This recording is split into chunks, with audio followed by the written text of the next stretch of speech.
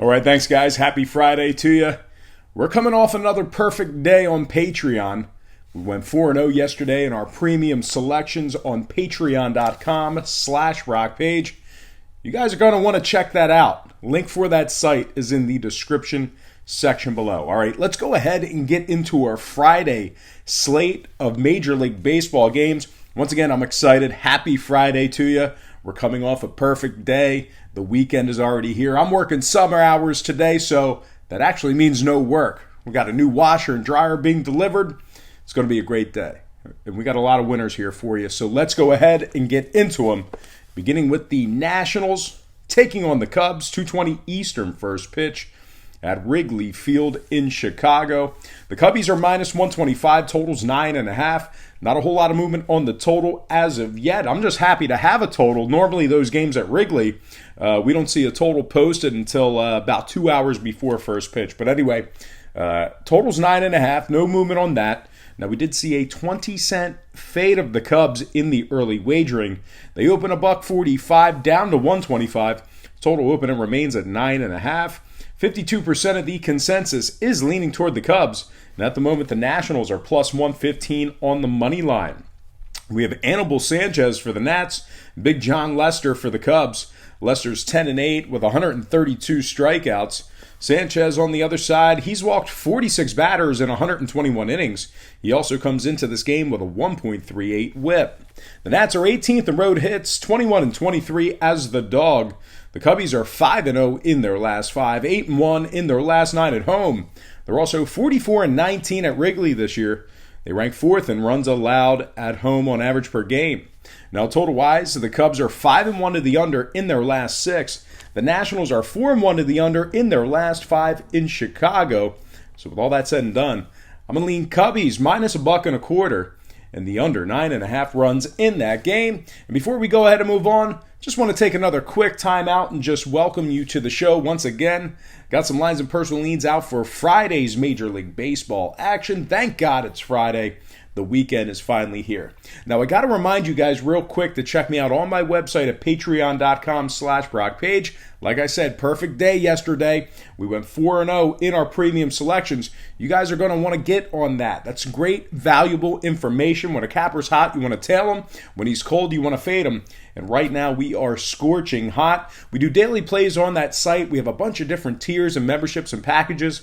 And they begin at just $1.99 per month. There's also plenty of free content there as well, including my current record, which I will be updating today so you can see how well we're doing in all our different packages. So once again, check me out on my website. Link for that site is in the description section below. That is patreon.com/brockpage. All right, let's go ahead and get into our Friday slate.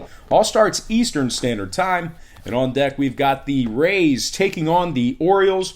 7:05 Eastern first pitch at Camden Yards in Baltimore. No line currently posted for this game. We have Trevor Richards for the Rays, Ty Block for the O's.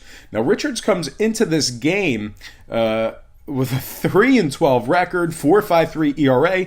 Now, this is his second start with Tampa Bay, so most of those losses and bad data really comes from his prior team. But regardless, Tampa Bay has dropped 4 out of their last 8 ball games. They rank 19th in scoring, 24th in striking out on average per game. Meanwhile, Baltimore, winners in 2 out of their last 3. They're also 14th in home hits. I know they're going to open up as the underdog, so let's go ahead and ride with them. I'm going to take Baltimore plus 1.5, getting the job done for some run line cash. Next game, Reds, Pirates, 7:05 Pittsburgh. Pretty much a coin flip in this one, guys. Both teams minus 105, total at 9. Now, we did see a 10-cent fade of Cincinnati in the early wagering. We also saw movement downward on the total. The Reds open $1.15, down to 105. Total open 9.5, down to 9 flat. 69% are leaning Reds, 84% shaded toward the over. Right now, Cincinnati's plus 180 on the run line. We have Anthony DeSclafani for the Reds, Mitch Keller for the Pirates. Keller comes into this game with a 1-2 record, 8.86 ERA, and a 2.02 whip. Now, Anthony DeSclafani on the other side, he's 8-7 on the year, 127 strikeouts and 122 innings pitched. Pittsburgh's last in the AL Central, losers in 6 out of their last 8 ball games. They're also 26th in runs allowed, 28th in walks allowed at home. Now the Reds on the other side, they are 36-22 against the spread when traveling, 3rd in runs allowed on the road, 4th in road strikeouts. When it comes to the total, the Reds are 80% to the over in their last 5 when traveling. The Pirates 6-3 to the over in their last 9 taking on the Reds. So with all that in mind, I'm going to lean Cincinnati minus $1.05 and the over 9 runs in that game. Pretty good value there. I like that price point. Next matchup, Braves, Mets, 7-10 Flushing, Queens. This is a good matchup here. I'm kind of torn between my game of the day, whether we do the Braves versus the Mets or that Yankees-Dodgers games. Maybe we'll have a double game of the day because those are some really good matchups. But anyway, Braves taking on the Mets, 7-10 Flushing, Queens. The Mets are minus 180, total 7.5. We did see a 20-cent fade of the Mets in the early wagering. We also saw movement downward on the total. The Mets open as the $2 favorite in this one, down to minus 180. Total open 8, down to 7.5. 57% are leaning Mets, 67% shaded toward the over. Right now the Braves are plus 160 on the money line. The Mets plus $1.05 on the run line. We have Mike Foltynewicz for the Braves, Jacob deGrom for the Mets. DeGrom's 8-7 with a 2.61 ERA, 1.05 WHIP. He also has 194 strikeouts in just 155 innings. Now, Foltynewicz on the other side, kind of struggling this year. He's 4-5 on the year, 6.09 ERA, 1.47 WHIP. And really, when it comes to the eye test, he just does not look 100%. He does not look the same. But regardless, whether you're good or bad, this Mets team is red hot right now. Winners in 6 out of their last 7. They're also 13-1 in their last 14 at home. Now, the Braves on the other side, they tend to let runners get on base. They're 22nd in hits allowed, 27th in walks allowed. When it comes to the total, the Braves are 5-1 to the over in their last 6 on the road. The Mets 33-24 to the over at home. So it's an expensive price point. I think this could potentially be a close game, another good matchup. But I got to lean Mets in this one. Give me the New York Mets minus $1.80 and the over 7.5 runs in that game. Next matchup, Royals, Indians, 7-10 Cleveland. The Indians are minus 180, totals at 9. We saw a 10-cent move toward Cleveland and movement downward on the total. The Indians open $1.70 up to 180. Total open 9.5 down to 9 flat. 70% are leaning Cleveland, 52% shaded toward the under. Right now, Kansas City's plus 170 on the money line. The Indians plus $1.05 on the run line. We have Jake Junis for the Royals, Zach Plesac for the Indians. Plesac 6-4 with a 3.53 ERA and a 1.21 WHIP. He's also punched out 61 batters in 81 innings pitched. Jake Junis on the other side, a little bit different story. He's just 8-11 on the year, 4.78 ERA, 1.38 WHIP. The Indians are 6-2 in their last 8 at home, taking on Kansas City. Cleveland's also 74-53 overall for the year, which puts them at 21 games over 500. They're just half a game back for that second wild card spot in the American League. They're also very good at home, 39-26 at Progressive Field. Now the Royals on the other side, you guys know the deal. They're pretty bad, 45-83 overall, nearly 40 games under 500 right now. They've also won just 21 out of 65 away from home. They've dropped 4 out of their last 5 ball games. They're also just 2-9 in their last 11 taking on the Indians. Now, total-wise, Kansas City 7-1 to the under in their last 8. Cleveland 6-2 to the under in their last 8 at home. I'm going to lean Indians minus $1.80 and the under 9 runs in that game. Next matchup, Phillies, Marlins, 7-10 Miami. The Phillies are minus 175, totals at 9. Nickel move toward Philly and movement downward on the total. The Phillies open $1.70 up to 175, total open 9.5 down to 9 flat. 68% are leaning Phillies, 53% shaded toward the under. Right now the Marlins are plus 165 on the money line. The Phils minus $1.05 on the run line.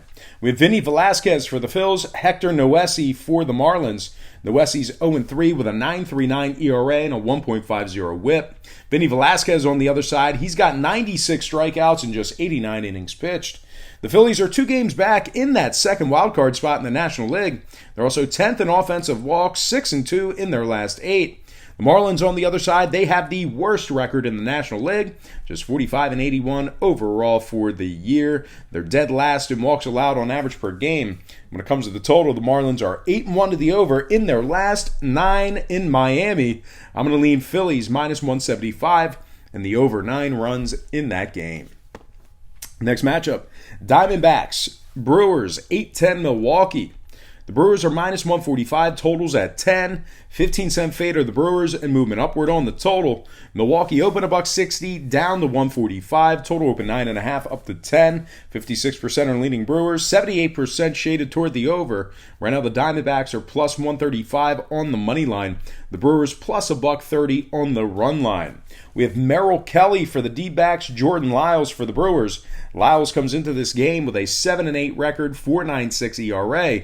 Kelly on the other side for Arizona, 114 strikeouts and 142 innings pitched.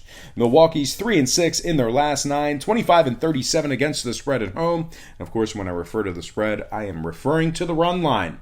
Now, total-wise, the Brewers are 80% to the over in their last 5, taking on the D-backs. I'm going to lean Arizona plus 1.5 and the over 10 runs in that game.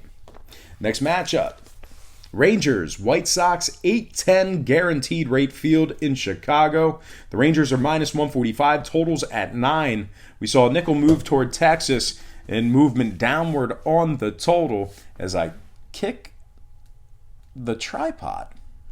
And now we have weirdness. There we go. That looks good. I mean, I'm worried about like that little thing up in the top, but my lighting is absolutely awful like every day, so kind of weird there. But anyway, let's start over after I kick the tripod. We are on Texas taking on the White Sox, 8:10 Eastern first pitch, guaranteed rate field in Chicago. The Rangers are minus 145, totals at 9. We saw a nickel move toward Texas and movement downward on the total. The Rangers open 140, up to 145, total open 9.5, down to 9 flat. 57% are leaning Rangers, 82% shaded toward the over. Right now the White Sox are plus 135 on the money line. The Rangers plus $1.15 on the run line. We have Lance Lynn for the Rangers, Dylan Cease for the White Sox. Cease is just 2-6 on the year, 5.93 ERA, 1.57 WHIP. Lance Lynn on the other side for the Rangers, 14-8 on the year, 3.60 ERA, 187 strikeouts. The White Sox are 28th in scoring, 25th in walks allowed. The Rangers on the other side, 38-26 against the spread away from home, 10th in scoring, 13th in striking batters out on the road. And when it comes to the total, the White Sox are 6-3 to the over in their last 9. I'm going to lean Texas Rangers minus 145 and the over 9 runs in that game. Next matchup, Angels, Astros, 8-10 Houston. The Astros are minus 300, totals 9.5. We saw a 10-cent fade of Houston and movement upward on the total. The Astros open 310, down to 300. Total open 9, up to 9.5. 69% are leaning Astros, 55% shaded toward the under. Right now, the Angels are plus 280 on the money line. The Astros minus $1.65 on the run line. We have Jose Suarez for the Angels, Zach Greinke for the Astros. Greinke's 13-4 with a 2.84 ERA and a 0.98 WHIP. He also has 149 strikeouts thus far on the year. Suarez on the other side for the Angels, just 2-4 on the year, 6.75 ERA, 1.69 WHIP. Houston's in first place in the AL West, 82-47 overall for the year, 7 games ahead of Oakland in the division. The Astros have won 9 out of their last 10 at Minute Maid Park. They are second in offensive walks, first in striking batters out. Los Angeles on the other side, just 24th in runs allowed, 20th in walks allowed. Winners in just 3 out of their last 13 when traveling. When it comes to the total, the Angels are 9-2 to the over in their last 11. I'm going to lean Astros minus 1.5 in the over 9.5 runs. Next game,